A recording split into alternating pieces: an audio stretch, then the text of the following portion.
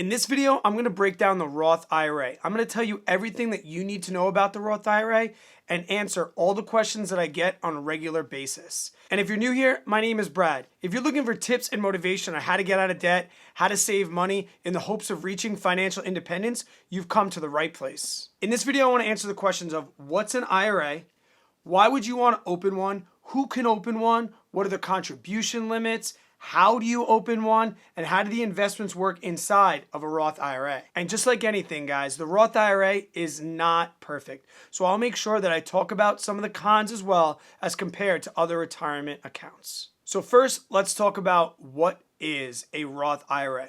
Simply put, a Roth IRA is a type of retirement account.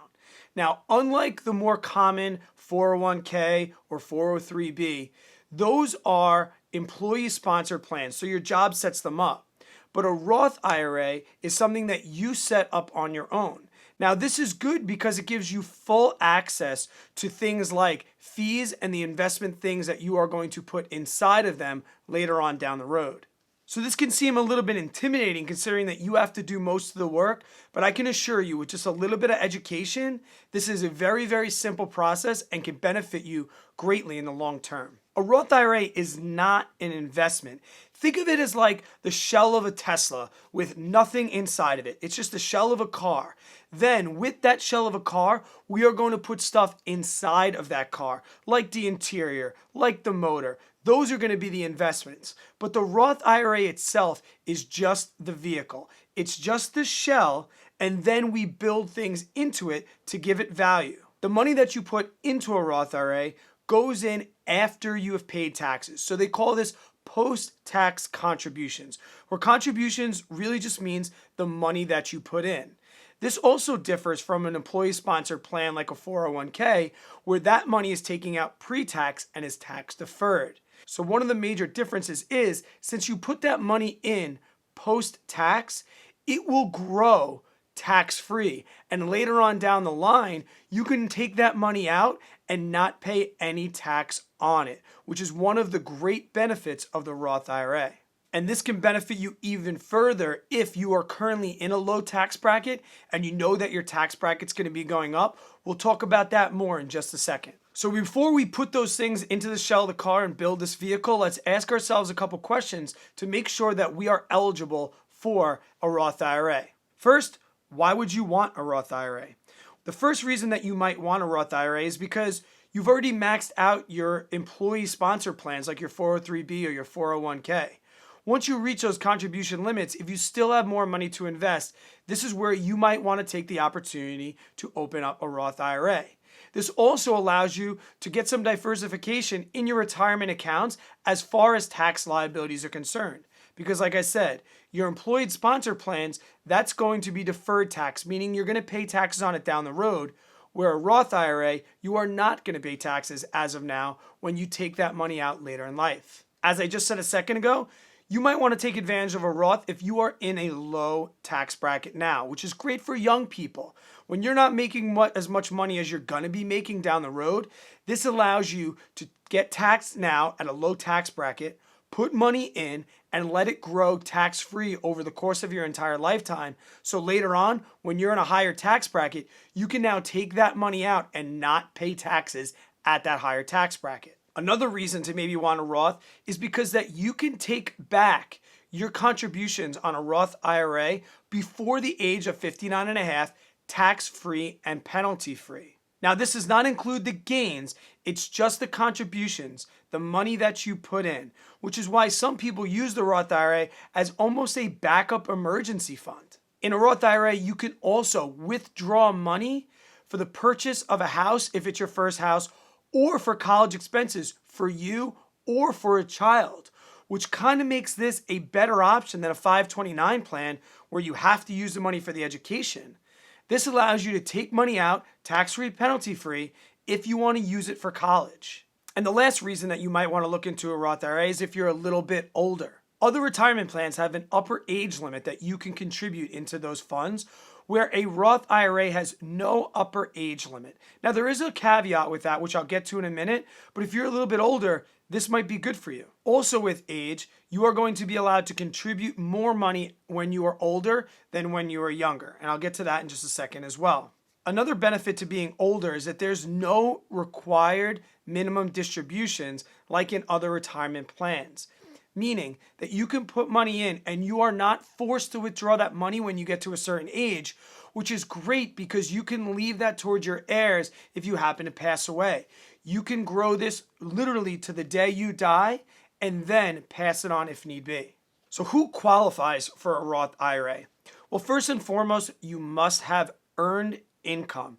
Now, this primarily comes from jobs that hold a W-2 or any jobs where you are paying taxes to the IRS on your income. This is referred to as on the books. Now, this is a kind of a bummer for young people and why I have to push my students away from the Roth IRA because, they get birthday money, bar mitzvah money, communion money, things like that.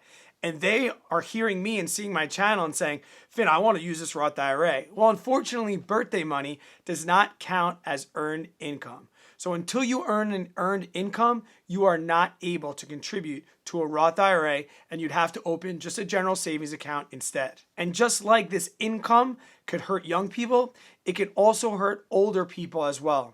If you've retired and you're not earning a pension or other earned income, you are no longer able to contribute to a Roth IRA.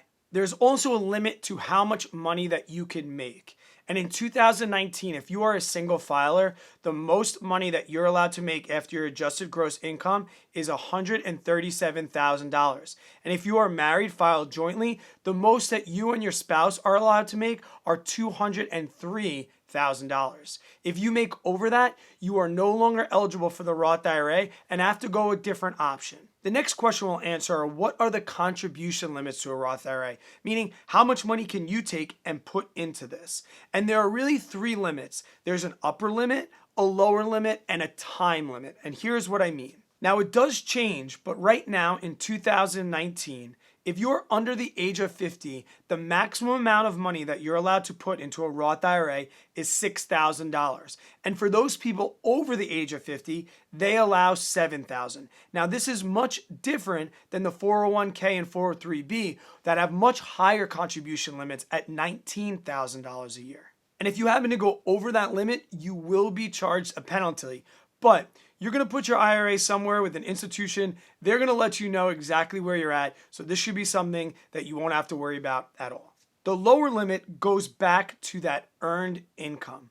You are only allowed to put into a Roth IRA the amount of earned income that you make for that year. For example, if you had a job on the books and you made $3,000 that was taxed, but then got $3,000 in birthday money, the most money that you are allowed to contribute is the $3,000 that you were taxed on. You still cannot contribute that birthday money. So if you only make $5 on the books, unfortunately, that's the most amount of money that you will be allowed to contribute into a Roth IRA, regardless of that upper limit of $6,000. And the last limit is time. You are only allowed to put money into a Roth IRA at the $6,000 contribution limit for a certain amount of time. And that amount of time is from January 1st of that year to April 15th of the following year. In this 16-month window, you have to put in all the money that you want for that year, which is kind of why some people are saying, let's put some money in now. Let's put some money in now because you can't come back later and catch up for the years that you already missed. So the time for a Roth IRA is really right now. So now that you know if you're eligible or not, let's start to build that car. And the first question is, okay, where or how do I open a Roth IRA? Most financial institutions and banks and brokerage companies, financial advisors, they can help you open a Roth IRA. But before you do so, there are some questions that you need to ask yourself that can help you choose exactly which one you want to go with. You should ask, what are the fees to open or maintain that Roth IRA? And to be honest, you should look for a number that's pretty close to, if not zero. Now, this doesn't include the expense ratios that we'll talk about with funds in a second, but you should find a company that's not going to charge you anything to either open or maintain it. I know with the company that I use, if I sign up for paperless delivery, they waive the $20 fee that they charge to maintain my Roth IRA every single year. So this is something that you want to look into. Also, you want to know what their customer service is like. Do they have a phone number or somebody that you can call and talk to a human? Or if you email them, are you going to get a good response back quickly? It's not something that you think about right away, but you're going to need customer service. You're going to need to ask them questions. So when looking for a company to open a Roth IRA with, think about that as well. You are going to also want to look at if there are trade or commission fees, and are they going to charge you every single time you start putting investments into that Roth IRA. And once again, you should be looking for numbers that are really close to zero. Guys, if you feel like you know absolutely nothing and like it's really intimidating, then look for a reputable company like Vanguard, Fidelity, Betterment, Charles Schwab, somebody like that. You know, they're going to help you and they have awesome customer service. So if you really know nothing, you can start with them right away. And you also want to know what type of investments can you put inside this vehicle of the Roth IRA, because different companies are going to offer different things.